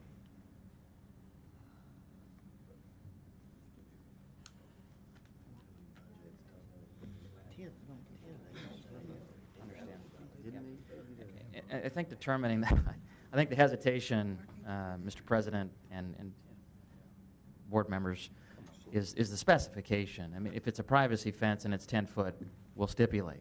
We'll agree to the stipulation. The composition, whether it's wood or,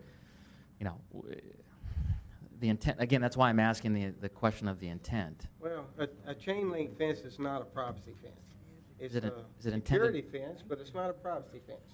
And most people try to turn a chain link fence by putting the little slats in the deals and calling that a privacy fence. So a privacy fence is something that you can't see through. Is it intended, sir, to screen the facility? Yes. From an aesthetic point of view? Aesthetic point of view, that the neighbors outside the fence can't see what's back Sure. there, and vice versa, that they can't see into the neighbors. Understand. We also, I think, have a stipulation to develop a landscape plan. Mr. Crane, is that correct? Landscape plan? Let's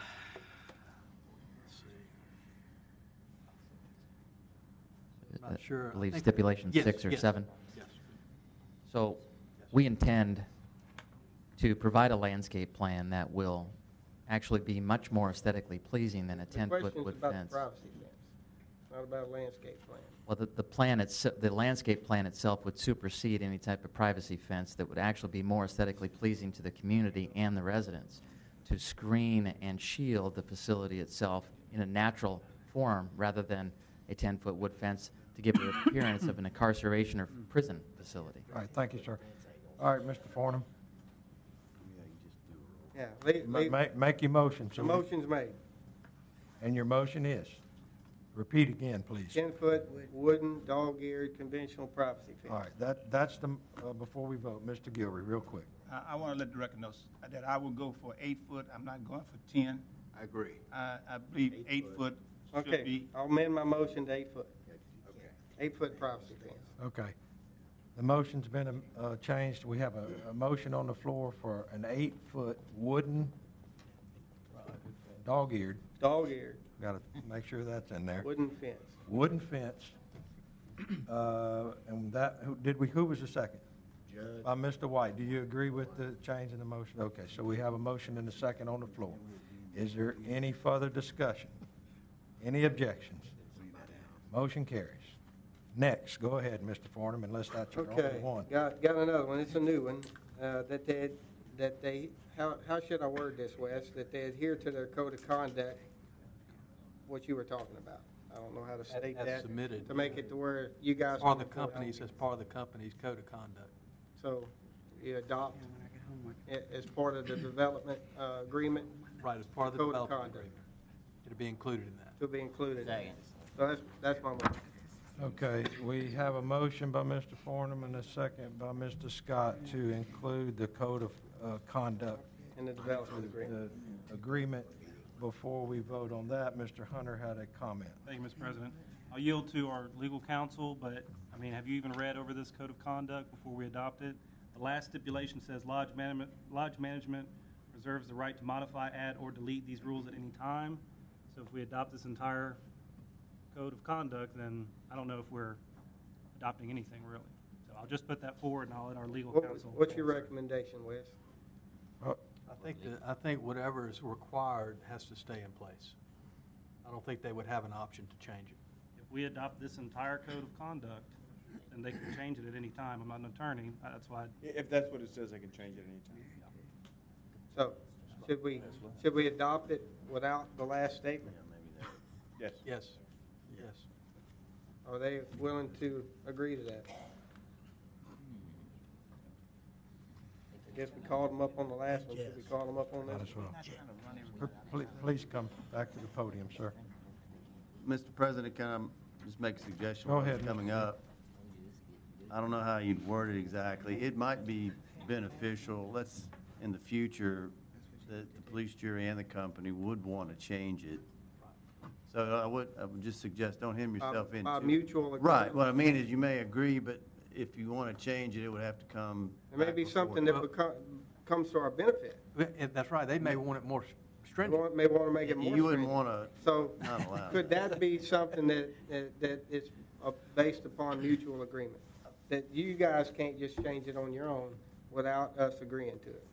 Mr. Crane, you're saying that Mr. Crane office, Yeah. it doesn't have Not to come us, back? not us, him. Okay. I don't think Administratively, it can be done, yes. Him. I'll be glad to look at it. Thank you. I mean, is that palatable to you guys? We need a protocol in place to amend changes with approvals, yes. So if we state that we're adopting this as part of the development agreement, and the code can't be changed without mutual agreement, then that supersedes what's written on the paper? That's correct. Yes. You're saying yes? Okay, well, that's my motion. Mr. President, if I may, Go ahead. as an executive of the company, I have not had a chance to review the document that was passed to Mr. Crane for adoption this evening. I want to have an opportunity to ensure that this is the most accurate, most up-to-date policy of our company. Go ahead. Whatever y'all's Let code him- of let him take a conduct look. is that you put down, it has to be vetted through our planning and development office.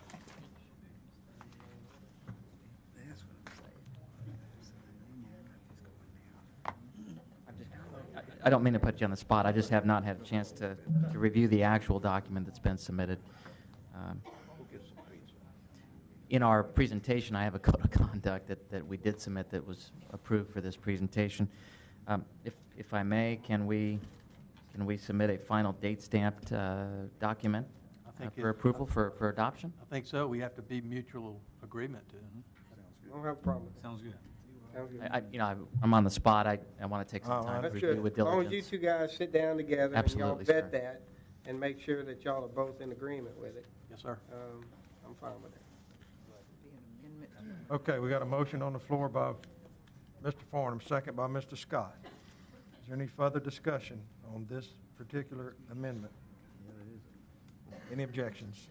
Hearing none, motion carries. Is that all, Mr. Farnum? No, one more.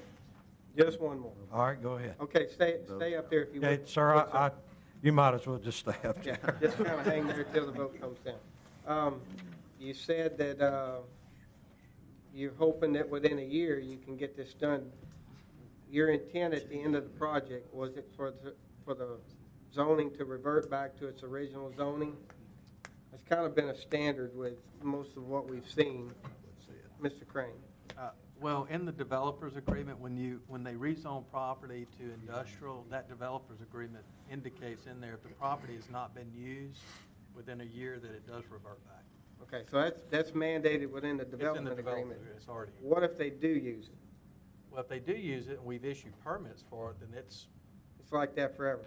Well, I would like to make an amendment or an additional stipulation that at the end of the project, when everything's said and done and everything's wiped out and gone and they have no more contract, that it revert back to the original zoning. Okay, I'm sure y'all heard that motion. Do we have a second on that one? Second. Roll call on that one. Yeah.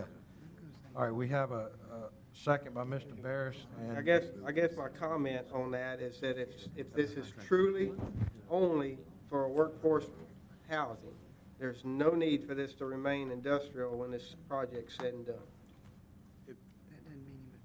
Mr. McGuire? If you'll look at number 8, it already provides that the pods must be removed within 6 months of North Bay Property LLC's contract end date with its customer. So once they finish, they actually have to remove the units. Right, I think Mr. Farnum's concern is that there would be a chemical plant put there. I mean, or whatever falls under. Concrete plant or whatever would fit in. Okay, hey, hold on, everybody's talking at one time. Mr. Crane? One of the stipulations is that it has to adhere to the site plan. So if they change the site plan, it's going to have to come back anyway. So that's your protection against something going, being able to go there, any other type of project. I guess, if I still have the floor. You do now. I guess my concern is that it just becomes just somebody coming up here and submitting a new site plan, and it takes us out of the loop completely. And they could come back and apply to put a concrete plant there or anything that fits into I-1. And it's just a matter of them bringing in and submitting a new site plan, and they can turn it into whatever they want to turn it into. Well, no, they'd have to come back to hearing. Through planning and Yes. zoning, but not through here. Well, yes, because that's the stipulation that you've imposed on it, is that it has to meet the site plan that they submitted today. So no matter what, it would come back before us. It's going to come back, because that was a part, they would have to amend the stipulations to amend the site plan. So there would Just like really, we've there done, would just really like we've be, done in other cases. there would really be no difference in it reverting back. They still have to go through the process of having it Correct. rezoned. I stick with my motion. Have it revert back to the original zoning as soon as the project is done and there's no more contract. Okay, and you're still there with the second, Mr. Barris? Or did you withdraw, or? I'm going to withdraw that. I'm not. Okay, now we have a second by Mr. Scott. Roll call, Madam Secretary. Can we have a clarification, please, on the motion? Please reread the motion. Then an additional stipulation would be the project the zoning would revert back to the original zoning when the project is completed at the end of the contract. I thought we was talking about the Seems very open-ended. If I may offer clarification, what my intent is that when these gentlemen are finished with the project and there's no more pods on site and everything's vacant again, that it revert back to its original A1 zoning The I-1 that's existing stays, the A1 that was there previously goes back to that zoning. Okay. When everything's said and done and there's no more need for that worker village to be there, that it revert back to its original. It's been a stipulation in most of the other proposals that I've seen come up. Okay, thank you, Mr. Farnum. Mr. McMillan? Do you have any problem with that? It going back to A1 after the end of the life of this? I am going to defer to the landowner.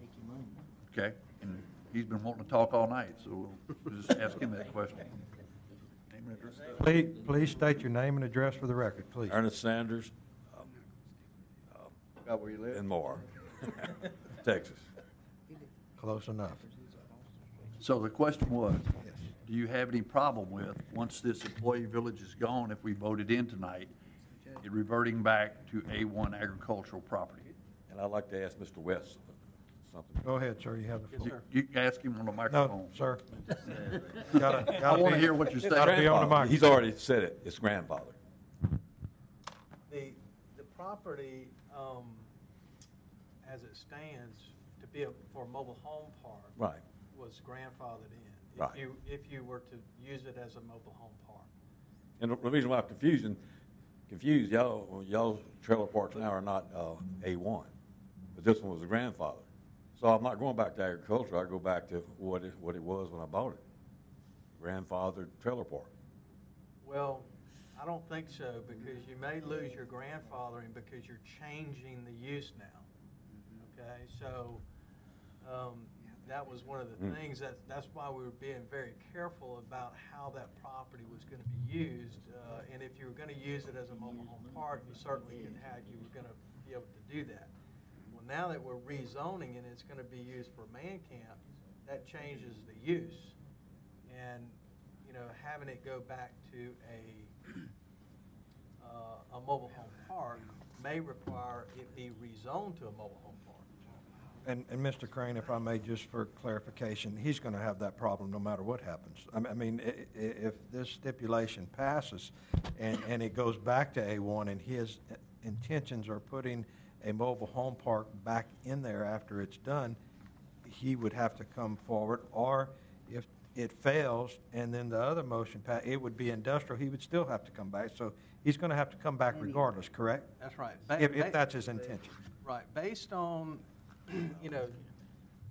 whenever you have a non-conforming use and somebody requests to do something on that requires a different use or anything like that, you cannot revert back to what was the original non-conforming use. It has to be whatever the current zoning of the, whatever it allows. And so if you say it has to go back to A1, then he's going to have to do whatever is allowed in A1 zone property. Or come back and which is not a apply. mobile home park. Correct. That would have to be rezoned to mobile home park. So that's why the non-conforming section, and we've talked about this, is that you got to be careful as to what you are requesting or what you want to do with that. It's if you lose it, you lose it. So do you understand, Mr. Sanders, you're going to have that problem regardless, I think, of what happens here tonight? Even if the I mean, motion- it would be years from now. Even if the motion doesn't pass? Even if the motion doesn't pass. If this motion doesn't pass, because his motion is to put it back to A1, if that fails, and the original motion, I believe, was to uphold by Mr. Andropont, if we uphold the Planning and Zoning Board's motion, which is to approve what you're asking us to do here, it's going to change it from A1, that it is currently, to industrial. And so regardless of which one, it's not going to be manufactured home park. And the only reason it is, or it was a manufactured home park is because it was there prior to 1982, whenever the parish-wide zoning was. So it was grandfathered in, but that will not continue. Okay. I understand. Okay. Okay, so I don't think Motion remains the same. So you're going to It leave? goes back to its original zoning. Okay. A1. So we have a motion by Mr. Farnum, and I think the second was by Mr. Scott. You still with us, Mr. Scott? Well, now's your chance if you're not. Stipulation number 3 says the rezoning is for North Bay Properties LLC and is non-transferable, so he can't sell it and it stay that way. He would have to be the one to come back up here, but he wouldn't have to ask us. It would just go through planning and zoning. That's If he incorrect, changes sir. the site plan, we don't get to vote on that. Right? Rezones Is will all it come back just to gonna the be police. through, No, you would have to vote on it. the because- police jury would have to change the site plan? Because that is a stipulation that you are voting on, the site plan requirement. So it will come back before us, once this is gone, if he wants to put something there, we have to approve it, not planning and development. Anytime a stipulation is placed on a property by the Planning and Zoning Board and by this police jury, whether it's a rezoning, it's gotta come back before you too. I'll stick with Mr. Farnham on this, just to make it easier. For me. For you, Yeah, man. for me. Mr. McGuire. It might be simpler to do the same stipulation, but just again, tie it back into what we already have here. On which 9. is On 8. on 8, on On mine. 8. Okay. So that So at that point, at it the reverts. At the tail end of that, it revert back to regional zone. Contract goes away. Okay, so instead of a new amendment or stipulation, tag it on to the end of number 8, which says upon completion of the project, that it revert back to its original zoning. Whichever one it was, there's 2 different zonings there, and both of them would revert back. Well, the I-1 is not being acted on. Okay, so there's only one piece that's being acted on, never mind. Right. So are you going to withdraw your motion, or you? I'll withdraw the new motion and make a motion to amend number 8 to read that at the very end of it, that it revert back to its original zone. Which is basically the same as your motion. You don't have to Okay. Basically the So same, but it's we have a amending motion. number 8 Mr. instead of Scott a new. still sticks with the second. You don't have to do Let- that. It automatically takes Okay, care of okay. itself. Needs to be done. Good. Madam Secretary, let's do a roll call. There seems to be some disagreement. Only on that last change to number 8, The other one's passed. where the zoning would revert back. That's all we're voting on right now. Mr. White? Yes. Mrs. Trimmy? No. Mr. Scott? Yes. Mr. McMillan? Yes. Mrs. Mayo? No. Mr. Hunter? Yes. Mr. Guillory? No. Make it interesting. Mr. Guidry? No. Mr. Farnham? Yes. Mr. Collins? Yes. Mr. Brame? Yes. Mr. Barris? Yes. Mr. Anderpont? No. 7, 8. Motion carries. Okay, the motion carried. Arrest. Okay. You're going to need to, I believe. It doesn't make it. Okay, As amended. now we're back to Mr. Anderpont's motion and Ms. Mayo's second to uphold planning and zoning with all these new stipulations that we have just discussed. I would probably, let's suggest another roll call vote. Okay, original motion to uphold with amended stipulations. Yes, ma'am. Does everyone understand the motion? Carry on. Whenever Mr. you're ready. Anderpont? Yes. Mr. Barris? Nope. Mr. Brame? No. Mr. Collins? Yes. Mr. Farnham? No. Mr. Guidry? Yes. Mr. Guillory? Yes. Mr. Hunter? Yes. Mrs. Mayo? Yes. Mr. McMillan? Yes. Mr. Scott? Yes. Mrs. Trimmy? Yes. Mr. White? Yes. Motion carries. Thank you, Madam Secretary. Motion carries. The applicant, the application's been approved. We will now take a short 5-minute recess. You didn't know that.